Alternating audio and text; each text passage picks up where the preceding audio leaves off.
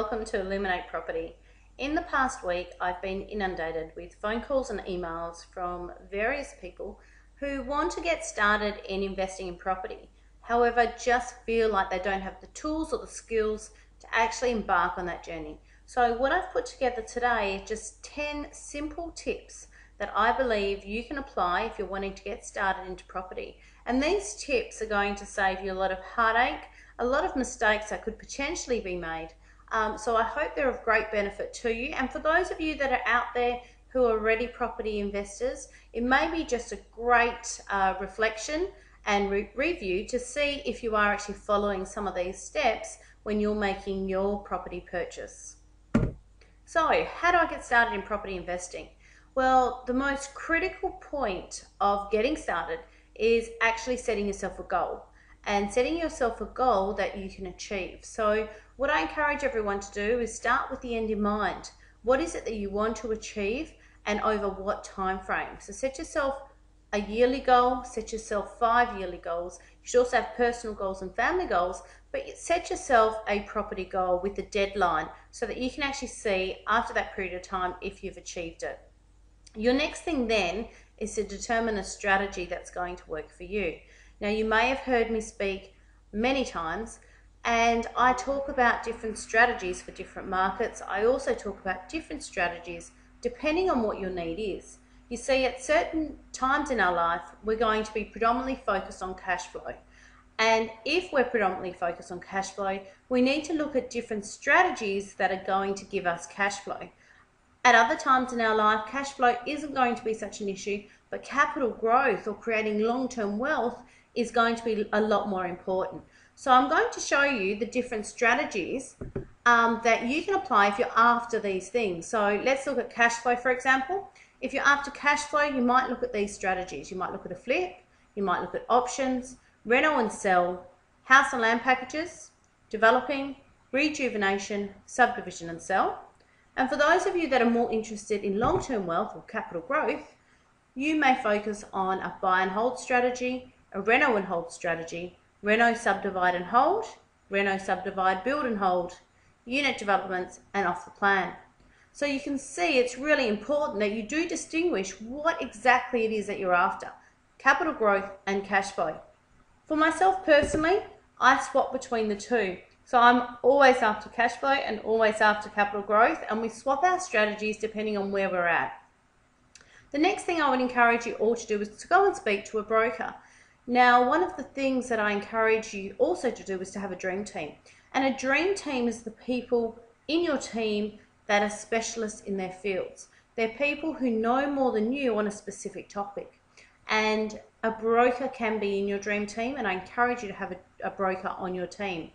Now, for those of you that don't know the difference between a broker and, say, going to the bank and speaking to a bank manager, the difference is if you go to the bank, you can only be provided with the best product that that bank can offer. If you go to a broker will have a panel of banks that they can go to, and they can explain your situation and find a loan that is going to suit your situation. So it gives you a lot more flexibility in what you can actually achieve. So that's one benefit, which is a huge benefit to have. And on top of that, the broker actually gets paid via the bank. So you're not dipping into your pocket to use this fantastic service, which is hence why I encourage everyone to have a broker on board as part of your team to help you find the finance that's really going to suit your situation. Once you've spoken to a broker, they'll tell you what your borrowing capacity can be. Now, knowing your borrowing capacity is a huge advantage when you're in the marketplace. And the reason it's a huge advantage is because a lot of real estate agents will actually ask you, are you pre-approved or have you got your finances sorted? And by just answering yes to that question, it puts you miles ahead of the rest of the pack that are looking at this property. So it's really important that you can speak to a broker, find out how much you can borrow. If you can get an approval and you can actually present that when you're presenting your offers, that too is also going to hold quite well. The next thing I would encourage you to do is to go and speak to an accountant. Now, if you have an accountant that doesn't invest in property and this is what you want to do, I suggest you find a new accountant. Again, an accountant should be part of your dream team. And the reason I encourage you to go and speak to your accountant is because if you are going to be purchasing property to generate cash flow, for example, there may be various structures that you could purchase that property in that's going to save you in tax. So it's really important that you explain your goals with your accountant, and your accountant understands where you want to go so that they can help you with minimizing your tax, and also probably give you a bit of insight as to what they're seeing in the market as well. So once you've done that, it's really then important that you do find a mentor. And I encourage you to find a mentor that specializes in that strategy that you want to go down, or has had experience in that strategy. Now, a mentor is someone who has done it before, and not someone who's done it before and will just share their wins with you, but someone who will also share what hasn't gone to plan. And that's really important. You want a mentor who's going to be humble, and a mentor who can help you at avoiding a lot of the pitfalls that can occur with investing.